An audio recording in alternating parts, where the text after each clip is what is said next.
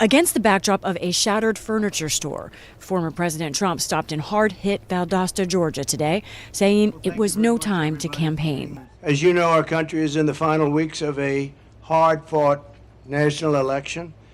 But in a time like this, when a crisis hits, when our fellow citizens cry out in need, none of that matters. We're not talking about politics now.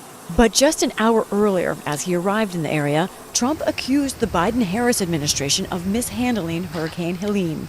They're not being responsive. The federal government is not being responsive, but they're having a very hard time getting the president on the phone. He won't get on, and of course the vice president, she's out someplace campaigning, looking for money. That was not true. Georgia Governor Brian Kemp this morning thanked President Biden for calling him yesterday about the storm. He just said, hey, what do you need? He offered that if there's other things we need, just to call him directly, which I appreciate that. And as for the vice president, she actually cut short a campaign and fundraising trip, canceling events in Nevada to attend a hurricane briefing at FEMA headquarters in D.C. We will continue to do everything we can to help you recover and to help you rebuild, no matter how long it takes.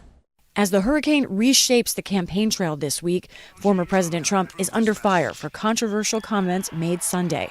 At an event in Battleground, Pennsylvania, Trump used these words to propose a solution to crime.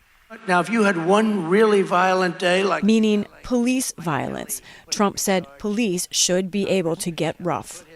One rough hour, and I mean real rough, the word will get out and it will end immediately. End immediately. A spokesman for Trump said the comment was made in jest. This one day after he launched a direct attack on Harris's mental competence in a rally in Wisconsin. Joe Biden became mentally impaired. Kamala was born that way. Some of Trump's allies sought to distance themselves from those remarks.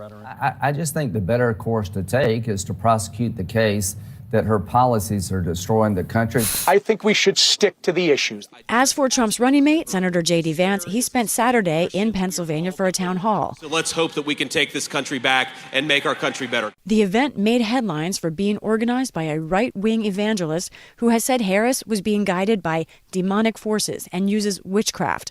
Those ideas didn't come up at the town hall, but it was a chance for Vance to appeal to evangelical voters, a key part of the Trump base. Tomorrow, Vance will be in the spotlight once again as he and Democratic vice presidential nominee Tim Walz will face off for their only debate.